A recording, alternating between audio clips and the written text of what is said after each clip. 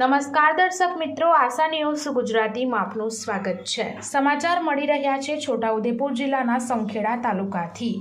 છોટાઉદેપુર જિલ્લાના સંખેડા તાલુકાના હાંડોદ ખાતે ગઈકાલે તિલકવાડા તાલુકાના પીછીપુરા ગામના લહેડૂત અને તેના પુત્રને થાંભલા ઉપર બાંધીને માર મારવામાં આવ્યો હતો। આ ખેડૂતનો આક્ષેપ હતો કે સીસીઆઈ પૂરા ભાવ આપતી ન હતી, જેની રજૂઆત કરતા જીન માલિક અને તેના માણસો દ્વારા અને સીસીઆઈના અધિકારીઓ દ્વારા માર મારવામાં આવ્યો હતો, પરંતુ પોલીસ 24 કલાક બાદ ફરિયાદ દાખલ કરતા તેમાં જીન માલિકોને બચાવવાનો પ્રયાસ કરતા હોવાને લઈ ચૈતર વસાવા હાંડોદ ખાતે પહોંચીને ખેડૂતો સાથે સભા કરી હતી અને ગંભીર આક્ષેપો સીસીઆઈના અધિકારીઓ પર લગાવ્યા હતા।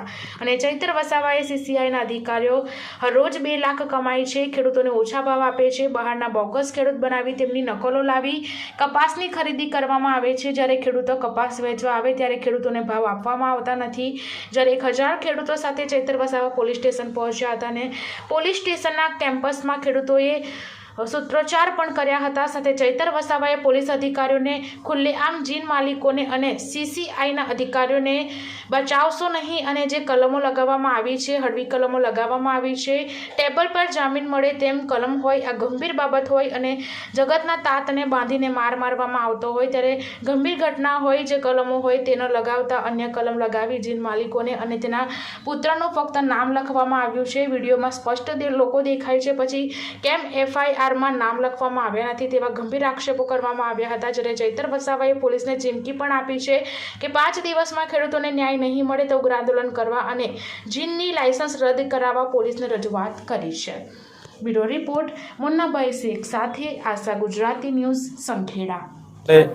સંખેડા તાલુકાના હાદોડ ગામે જગદંબા જીનના સંચાલકો દ્વારા ખેડૂતને ભાવના વાટાઘાટો દરમિયાન ઉશ્કેરાઈ જઈને જે ઢોરમાર મારવામાં આવ્યો છે, એમને બાંધીને માર મારવામાં આવ્યો છે, એવા વિડીયો પણ સોશિયલ મીડિયામાં બહાર આવ્યા છે। ત્યારે એ ખેડૂતે 500 લોકોની રૂબરૂમાં મારતા પોતાની ઇજ્જત ગઈ છે એમ કરીને પોતે ઝેરી દવા પણ પીધી હતી। ત્યારે એની હાલત અમે જોઈ અને અહીંના આસિસ્ટન્ટ પોલીસ અધિક્ષક શ્રીને અમે મળ્યા છે અને એમને અમે કીધું છે કે આમાં જે પણ લોકો જવાબદાર હોય એમના પર કડકમાં કડક કાયદેસરની કાર્યવાહી કરવામાં આવે। અને આ વિસ્તારમાં સીસીઆઈના કેન્દ્રો ચાલે છે। સીસીઆઈનો ભાવ આજે 7,470 રૂપિયા છે, છતાં આ લોકો 6,800, 6,900, 7,000માં ખેડૂતો પરથી કપાસ લઈ લે છે, ભીનાના નામે, ભેજના નામે, કચરાના નામે, અને એ લોકો 1 ક્વિન્ટલ પર 450 રૂપિયા ઘરે બેઠા કમાય છે। ત્યારે અમે સીસીઆઈમાં પણ આવનારા દિવસોમાં રજૂઆત કરીશું। જે પણ સીસીઆઈના ભાવ કપાસમાં નક્કી થયા છે તમામ ખેડૂતોને મળે એવી અમારી માંગણી છે। સાથે આવા જીન ચાલકો જે પણ ખેડૂતો સાથે આવા વર્તન વ્યવહાર કરે છે એવા લોકો પર એવા દાખલા બેસાડવામાં આવે કે ફરીવાર કોઈ આ કૃત્ય ના કરે, એમને કાયદાનો અહેસાસ કરાવવો પડે એવું અમે આજે આસિસ્ટન્ટ એસપી શ્રીને રજૂઆત કરી છે। આજે અમે બધા એપીએમસીમાં બધા ખેડૂતો ભેગા થઈ અને અમારા ચૈતરભાઈ વસાવાની આગેવાનીમાં આંઢોટ મિટિંગ કરી। જે ગઈકાલે જે કૃત્યુ બન્યું હતું, જે ખેડૂતને માર મારવા બાબત, એને ગંભીર ગુનાની નોંધ કરી અને આ જીન માલિક પર કડકમાં કડક સજા લે અને જેટલા ગુનેગારો છે એ બધા પર ગુનો દાખલ કરે એવી અમારી માંગ છે।